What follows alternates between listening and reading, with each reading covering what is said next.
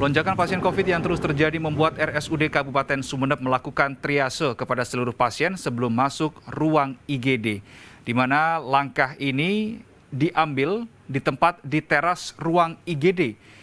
Humas RSUD Sumeneb Arman menyatakan bahwa proses triase terpaksa dilakukan di teras rumah sakit karena terjadi lonjakan pasien, utamanya pasien COVID. Bahkan diperparah sejumlah puskesmas yang juga merujuk pasiennya ke rumah sakit ini.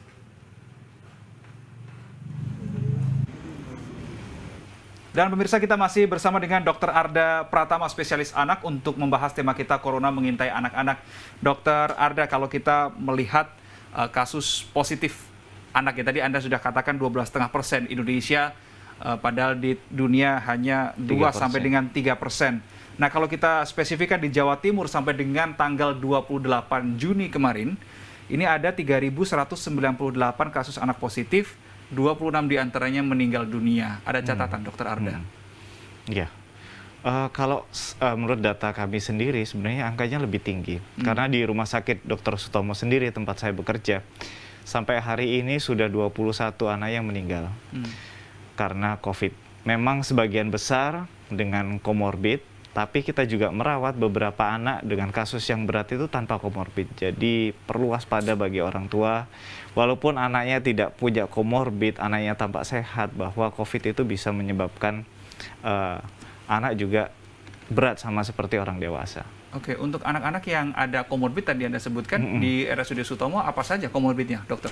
Ya, karena Rumah Sakit Dr. Sutomo itu adalah rumah sakit rujukan pusat, komorbidnya memang relatif berat. Contohnya dengan keganasan, dengan kanker, penyakit ginjal, penyakit jantung, ya, atau komorbid yang sederhana seperti obesitas, ya, atau kurang gizi. Anaknya juga bisa menyebabkan kasus COVID pada anak itu lebih severe dibandingkan anak-anak yang lainnya.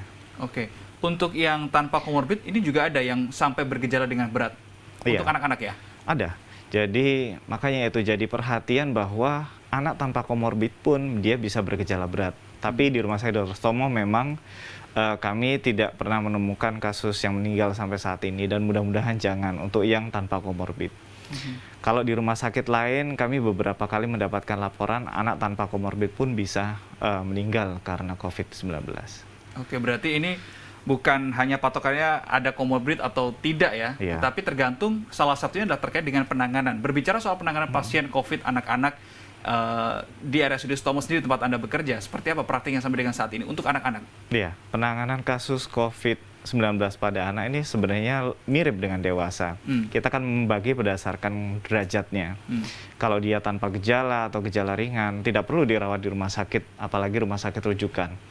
Kalau gejalanya hanya ringan, sedang, itu pasien bisa dirawat di rumah sakit lapangan seperti itu, ya, atau rumah sakit darurat. Kalau gejalanya berat atau kritis, dia baru kita lakukan perawatan di ruang isolasi di rumah sakit apapun. Kemudian kalau tidak bisa menangani, baru kita rawat di rumah sakit rujukan. Dan menariknya di anak-anak ini nggak seperti orang dewasa. Kalau anak-anak dirawat di ruang isolasi harus ditemani sama orang tuanya, nggak bisa sendirian kalau anak-anak.